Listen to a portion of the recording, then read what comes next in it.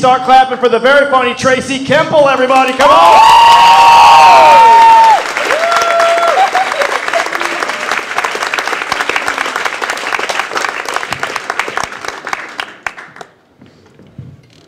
Hello. I don't want to trip over this because that's something I would do. I just got separated from my husband, which is sort of like when you go to a crowded baseball game and you get separated from the people you're with, but you don't look for them and you go home without them and you never see them again. I should have known that it was destined for failure. We actually went to high school together, but it is not a tale of teenage romance gone wrong. We traveled in very different circles in high school. He was a homecoming king, a class president, a star athlete. I pretty much spent all 4 years in my room in the dark, writing bad poetry and living in fear of gym class. So the first lesson that I can impart to you all is you should never date anyone outside of your lunch table. Also, he was Italian. I'm Jewish, in case you missed the memo. And there were some big cultural differences that I did not anticipate in the beginning. First of all, drinking was super important in his family. They named all their pets after alcohol. They had a Shih Tzu named Bacardi. They had a goldfish named Jameson. They had a three-legged tabby cat named Jack Daniels. And I was just thinking, like, if my family named our pets after the shit we drank regularly, it would be like, Manischewitz once a year. Did you just shit on the carpet? Or, oh my God, have you seen this adorable picture of my guinea pig, my Lanta? I also really had trouble keeping up with the stuff they talked about at dinner. They would talk about football and gravy and macaroni and which eighth cousin twice removed was going to come fix the septic tank. That is not what Jews talk about at dinner. Jews' favorite conversation topic? Jews.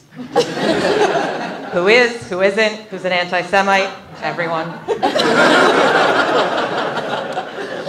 Italians see normal movies at normal movie theaters. My family only sees movies at the Depressiplex because the only movies they can see are Holocaust movies. Like, what kind of surprise ending are you looking for there?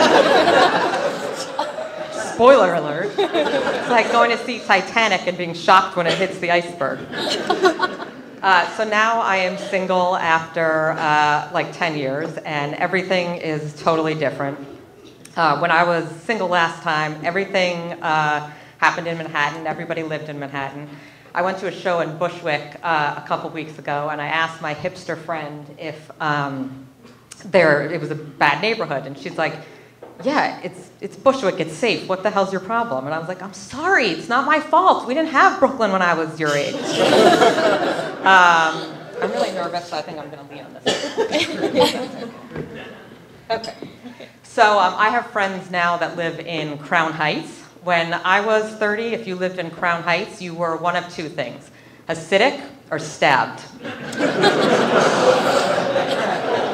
Now I'm on the dating apps, and they are pretty awful. And the first thing I've noticed is that how every guy is looking for only one thing. And I think you know what that thing is. That thing is a girl with a sense of adventure.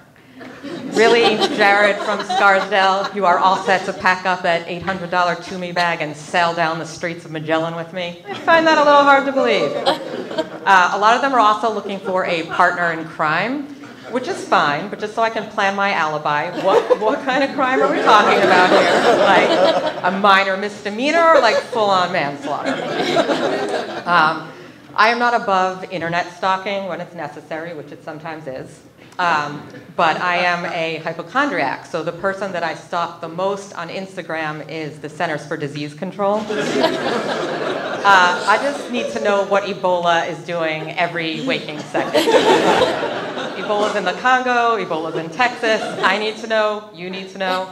Ricketts takes a selfie in Omaha. I am double tapping that shit. Someone I know who lives 30 miles away from me had a cold a couple weeks ago, so I naturally assumed I was getting a lethal sinus infection.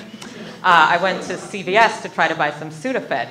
And 3 hours, 18 forms of government ID, and a lie detector test later, I gave up. I went out to the corner, and I just bought some crystal meth because that was faster and easier.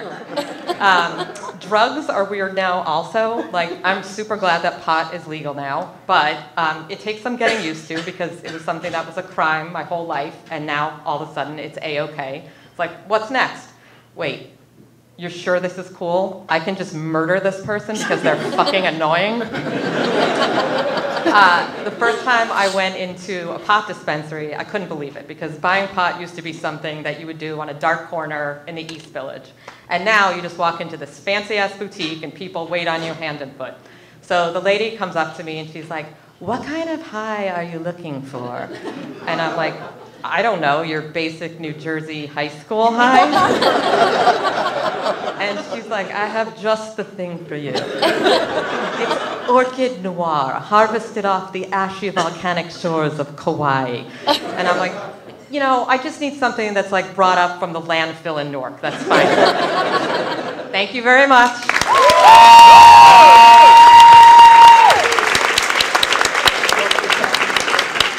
Traci Kampel, everybody.